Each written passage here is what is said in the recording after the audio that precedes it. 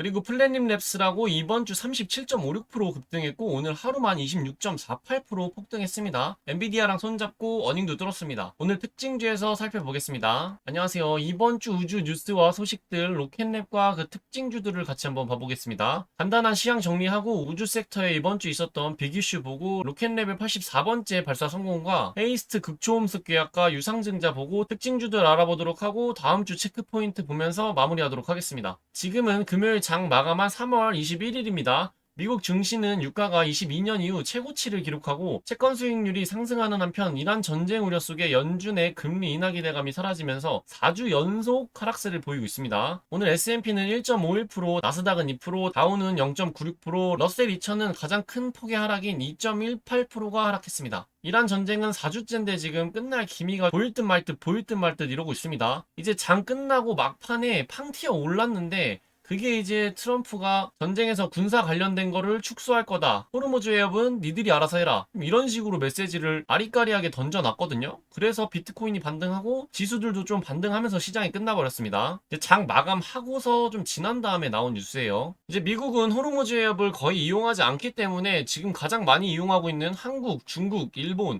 이런 아시아들 나라와 나토 이런 데서 니들이 알아서 해라 이런 식으로 말을 했습니다. 이번 주 로켓랩에 역대 최대 계약이 터졌지만 오히려 주가는 빠졌습니다. 좋은 뉴스가 나왔는데 주가가 빠질 때는 이유가 있죠. 그리고 플래닛 랩스라고 이번 주 37.56% 급등했고 오늘 하루만 26.48% 폭등했습니다. 엔비디아랑 손잡고 어닝도 뚫었습니다. 오늘 특징주에서 살펴보겠습니다. 이제 이번 주 우주 섹터 빅 이슈를 볼 텐데 이번 주 우주 섹터는 딱 한마디로 정리하면은 역대급 뉴스 역주행 주가였습니다. 역사에 남을 만한 굵직한 사건이 두 가지가 겹쳐져 있어요. 우선 스페이스X V3의 첫 엔진 점화입니다. 이제 3월 16일 기사고요. 3월 16일 월요일 텍사스 스타베이스 패드2에서 차세대 스타쉽 V3 부스터가 사상 처음으로 엔진에 불을 붙였습니다. 10개 엔진을 켰으나 지상 장비 문제로 일찍 종료됐고 스페이스X는 이를 공식적으로 V3 및 패드2 활성화 캠페인 완료라고 발표했습니다. 왜 중요한지 보면 V3 버전은 기존 대비 스펙이 완전히 다릅니다. 높이 408피트로 이전보다 커졌고 핵심은 랩터 3 엔진인데 초기 랩터 1 대비 추력은 거의 2배 수준이면서 제조 비용은 4분의 1 수준입니다. 33개 엔진을 달고 있는데 전체 무게는 오히려 43m톤이 줄어들었습니다. 다음 단계는 33개 엔진 동시 전체 점하고 이걸 통과하면 4월 V3 최초 궤도 비행이 시작되고 스페이스X는 4월 초 중순을 목표로 잡고 있습니다. 부수적 성과로는 같은 날 스타링크가 동시 궤도 위성 만기 돌파라는 마일스톤을 달성했고 첫 위성 배치 시작으로부터 7년이 채 안 된 시점입니다. 그리고 이제 다음 빅 이슈는 나사 아르테미스2 발사대 복귀입니다. 3월 19일 기사고요. 승무원 격리까지 시작됐다고 합니다. 3월 19일 목요일 밤 나사의 아르테미스2 SLS 로켓이 발사대로 이동을 시작했고 4월 1일 발사가 목표이며 크루 4명도 이미 격리에 들어갔다고 합니다. 이게 왜 역사적이냐면은 1972년 아폴로 17호 이후 무려 54년 만에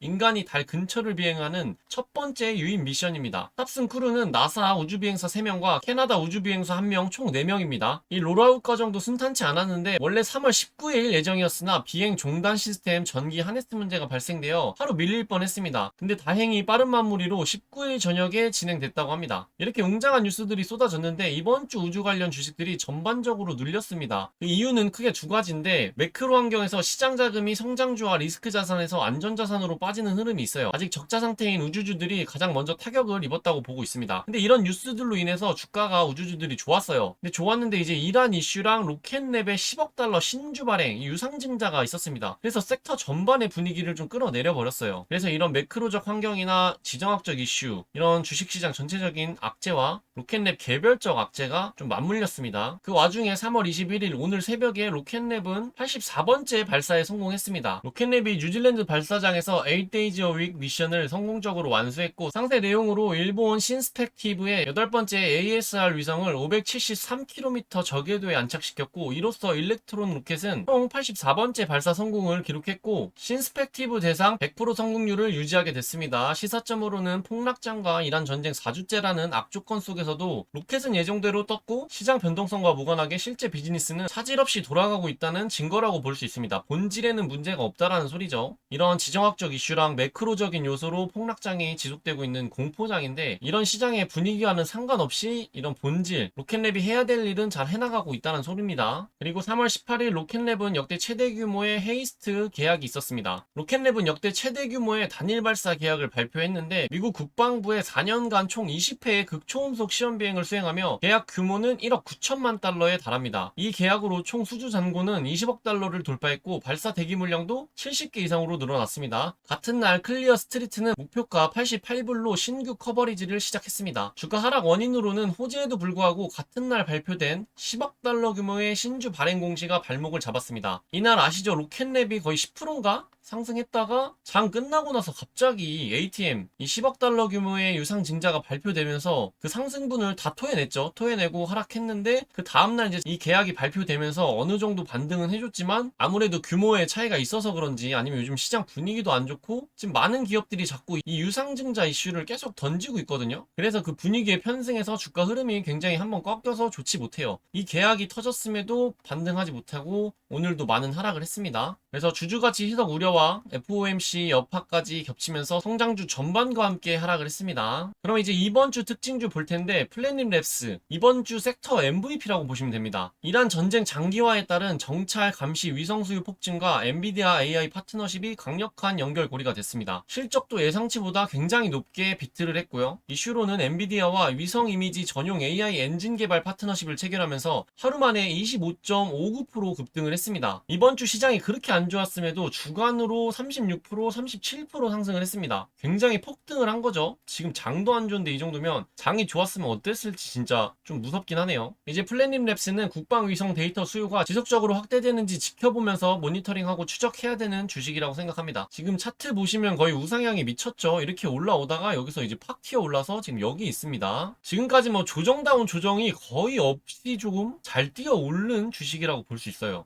뭐 이제 실제로 들고 있었으면 이런 조정에서 굉장히 좀 힘들었겠지만, 지금 다른 주식들 보면 이 정도는 선녀죠. 그리고 특징주로 AST 스페이스 모바일과 인투이티브 머신스가 있습니다. 스페이스 모바일은 위성 직접 통신 섹터로 아르테미스 2호 이슈 이후 우주 인프라에 대한 관심 수혜를 기대할 수 있는 종목이고, 현황으로는 이번 주 매크로 리스크 오프 흐름에 밀려서 하락을 했습니다. 이제 5월 실적 발표와 블루버드 7 발사 일정이 주가 향방을 결정할 것으로 보고 있습니다. 인투이티브 머신스는 4월 1일 아르테미스 2호 발사 성공 시 달 생태계 확장에 직접적인 수혜가 예상되는 종목이고, 안타깝게도 최근 실적은 좋지 못했습니다. 예상치에 미달되면서 하락이 나왔고, 모니터링 해봐야 될 거는 현재 실적보다 4월 1일의 발사 결과가 최대 모멘텀의 변수가 될 수 있습니다. 이제 우주 섹터에서 아르테미스 2호 이슈는 많은 종목들의 모멘텀이 돼서 좀 들썩들썩 할 수 있는 이슈입니다. 그래서 이제 다음 주 체크포인트 보면서 마무리 해보자면은, 이번 주가 역대급 뉴스에도 불구하고 주가가 눌리는 고통의 시간이었다면은, 다음 주 초에 있을 이 빅 이벤트, 이 아르테미스 2호 4월 1일 발사거든요. 이제 이것 따라서 아마 변동성이 좀 극대화될 수 있다고 생각하고 있습니다. 그래서 다음 주는 아르테미스 2호의 최종 리허설인데, 4월 1일 발사를 앞두고 발사대에서 승무원 탑승 및 긴급 탈출 훈련 등 최종 점검이 진행됩니다. 이 과정에서 나오는 현장 사진과 영상들이 섹터 전반의 투심을 자극할 모멘텀이 될 수 있어요. 다음은 이제 스타쉽 V3 33개 엔진 전체 점화인데, 이번 주는 10개 엔진 점화에 성공했으니 다음 주는 33개 엔진 전체를 동시에 돌리는 스태틱 파이어 테스트 가능성이 높습니다. 4월 플라이트 12로 가기 위한 마지막 관문이라고 볼 수 있습니다. 그리고 이제 플래닛랩스의 엔비디아 효과 지속 여부인데, 이번 주 37% 급등하고 오늘만 26% 폭등을 했는데, 이제 월요일부터 차익 실현 매물이 나올지 아니면 AI 위성 테마로 굳혀지며 추가 상승이 나올지가 관건입니다. 거래량이 실린 조정을 보이는지 체크해봐야지 좋을 것 같아요. 우선 플래닛랩스랑 로켓랩은 시총이 거의 4배 정도 차이가 납니다. 그러니까 이제 바람 불어서 날아가면 훨씬 더 많이 올라갈 수 있는 자리가 있다 정도로 보면 될 것 같아요. 이제 다음 주 체크포인트 시장 상황으로는 FOMC 이후 금리 경로에 대한 불확실성으로 인해 돈 못 버는 우주주에 대한 시장의 시선이 여전히 좀 차갑습니다. 하지만 플래닛랩스처럼 실적 서프라이즈 플러스 AI 파트너십이 증명된 종목으로만 수급이 쏠리는 양극화 현상이 심해질 수 있다라고 보고 있습니다. 그렇지만 뭐 이제 섹터 전반이 들썩들썩하고 있기 때문에 좀 개별적인 악재가 있어도 섹터가 들어올리면 어쩔 수 없이 따라가는 그런 현상은 어쩔 수 없이 있다라고 저는 생각하고 있습니다. 그리고 이란 전쟁 등 지정학적 리스크가 지속되면 방산 보안 성격이 강한 우주 종목 로켓랩이라든지 랩스의 국방 계약 등이 상대적으로 방어력을 보여줄 수 있다라고 보고 있습니다. 이제 조심해야 될 부분들을 좀 보자면은 이 로켓랩에 10억 달러 오버행이 있고 아르테미스 2호 이게 뉴스의 팔아라가 될 수 있습니다. 그리고 이제 계속되는 이 지정학적 변수 오늘 장 막판에 끝나고 트럼프가 좀 마무리 짓는 발언을 좀 했거든요. 그러면서 해협은 니들 잘 많이 이용하는 너희들이 해결해라. 우린 모르겠다. 좀 이런 뉘앙스였어요. 어쨌든 군사적으로는 한 발 빼는 인터뷰가 나와가지고 이제 월요일 시장이 어떻게 될지 좀 궁금하고 변동성이 있을 거라고 생각하고 있습니다. 그래서 주말 사이에 쏟아지는 전쟁 뉴스들을 좀 체크하면서 다음 주를 준비해야 될 것 같습니다. 그리고 이제 이런 스타쉽이나 아르테미스 같은 거대 프로젝트는 작은 전기 하네스 문제 하나로도 일주일씩 밀려요.